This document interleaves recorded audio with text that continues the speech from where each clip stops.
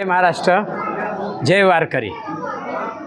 आज ही सेवा करण्याचं काम जो आज ह्या दिंडीचं 18 वर्ष चालू आहे। 18 वर्ष ह्या दिंडीची जी सेवा करतोय त्याच्या अगोदरपासून ही दिंडी आणि अशा दिंड्या शिळोशीपासून जे 40 वर्ष जे चालू असणारे दिंडीचा मी अन्नदान हा चालू ठेवलेला आहे। 40 वर्ष त्या दिंडीला झालं, ह्या दिंडीला 18 वर्ष झाले, संभ्याच्या दिंडीला 15 वर्ष झाले, दामनसाईच्या दिंडीला आज 20 वर्ष झाले। असेच ह्या दिंड्यांचे अन्नदान करण्याचं मला भाग्य मिळतो, हा मी भाग्यवान समजतो। कारण अशा वारकऱ्यांना अन्नदान करणं म्हणजे हा साधं गोष्ट नाही। ज्यांना अन्नदान करायला मिळत नाही पण मला अन्नदान द्यायला मिळतो, हा मी भाग्य समजतो। कारण हा भाग्य हा वारकरी संप्रदायकनी मला जो सुरू करून दिला। शेळके महाराज होते, बामुगडे बुवा होते, दळवी महाराज, आमचे MM पाटील, ह्या सगळ्यांनी ह्याचं मला सुरुवात करून दिलेली आहे आणि ही सुरुवात माझ्या शेवटच्या घटकेपर्यंत नक्की राहील, हेही मी ग्वाही देतो। कारण का अन्नदान करणं म्हणजे हे साधं दान नाही। अन्नदान करायला ह्या माझ्या आईवडिलांनी जेव्हा मला या इथे जन्माला जेव्हा घातलं ते एक मी पुण्य समजतो। अशा वडिलांच्या आईवडिलांच्या आशीर्वादाने मला हे काम करायला मिळत आहे आणि ते काम मी शेवटपर्यंत करत राहीन। कारण वारकरी संप्रदायिक हा साधा संप्रदायिक नाही। कारण आपल्याला जर कळलं तर ह्या देशात वारकरी आहेत म्हणून हा देश आपला ह्या जाग्यावर आहे। सर्वसामान्य माणूस हा वारकऱ्यांमुळं जगला जातोय, हा सांभाळला जातोय। वारकऱ्यांनी हा देश टिकवलेला आहे। तुम्हाला सांगतो का राजकीय आम्हीही आहोत, राजकीय मंडळी भरपूर आहे, पण राजकीय मंडळींनी हा देश विकला असता। तुम्हाला एक सांगतो का ह्या देशाला सगळ्याला ठेवण्याचं काम वारकरी संप्रदाय करतो आणि वारकरी संप्रदायाने हा देशाला मोठा केलेला आहे। कुणी जरी इथले राजकीय मंडळी म्हटले का मी हे काम केलं ते काम केलं, हे फक्त कामाच्या वळवणे असतात, पण राजकीय मंडळींनी काही करत नाहीत।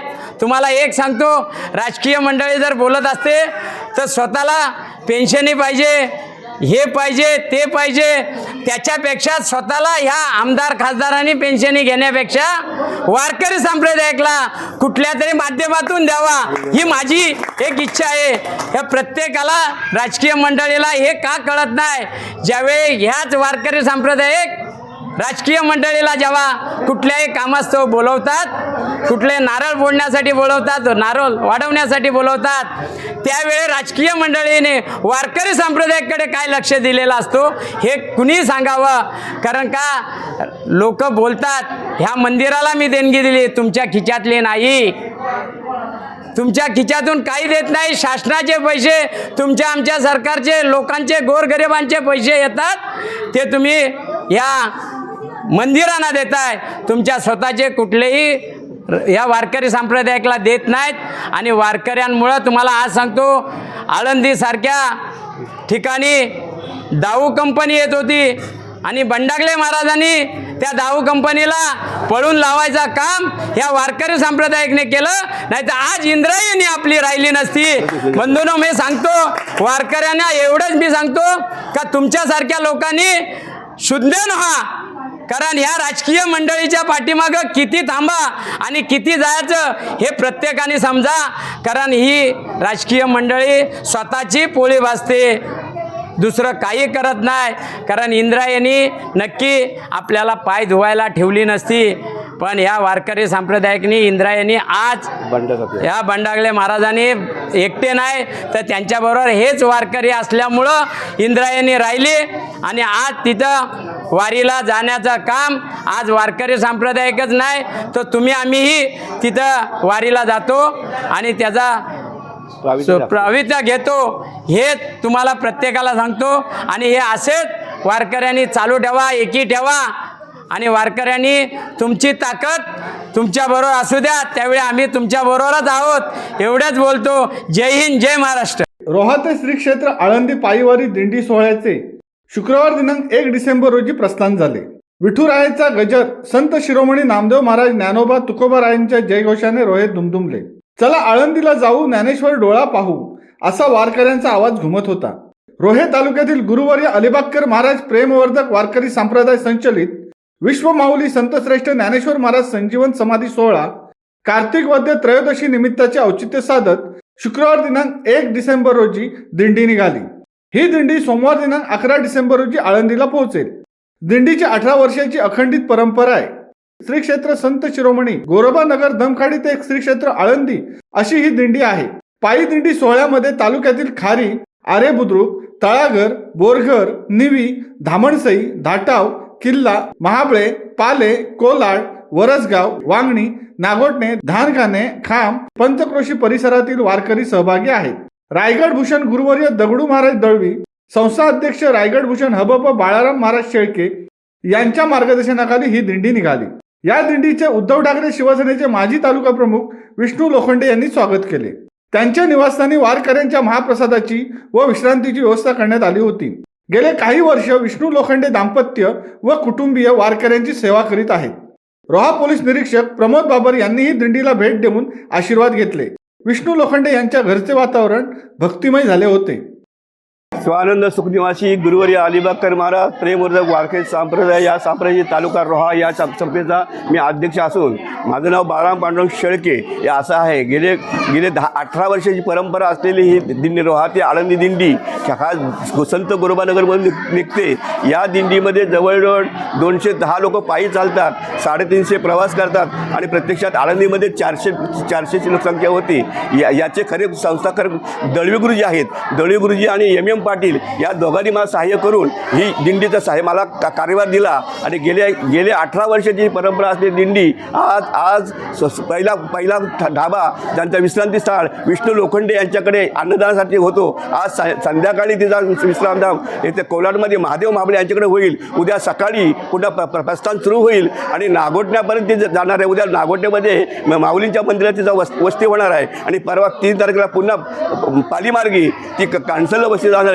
मी आशा करत गेली 7व्या दिवशी म्हणजे ती आळंदीत पोहोचणार आहे. 8, 9, 10, 11 आणि 11पर्यंत माऊलींचा समाधी सोहळ्याचा कार्यक्रम होईल आणि नंतर 11च्या रात्री ही दिंडी पुन्हा परत येईल. आणि सगळे सुखरूप येण्यासाठी सगळ्यांसाठी ज्यासाठी योगदान आहे या दिंडीमध्ये असलेले वारकरी हे एकदम आर्थिक दुर्बल आदिवासी समाज अशा प्रकारचा असल्याकारणाने त्यांना योग्य मार्गदर्शन करण्याचा प्रयत्न आम्ही ट्रेनिंग करतो किंवा व्यसनमुक्ती त्यांना व्हायला पाहिजे आणि त्यांना समाज प्रबोधन करण्याचं काम हे आम्ही करीत असतो. आणि करता आज इवलेशे रोप लाविले द्वारी त्याचा विळू गेला गगनावरी किंवा अवघाची संसार सुखाचा करीन आनंदे भरीन तीही लोकी ऐशी जशी माऊलीने जसं सांगितलं जाईन ग माये तया पंढरपुरा आणि भेटेन माहेरा आपुलिया अशा प्रकारचा त्यांना आमचा वसा आम्ही माऊलींचा घेतला, असा वसा तुकोबारांचा घेतला आणि त्याचं प्रस्थान आम्ही हे करीत आहोत.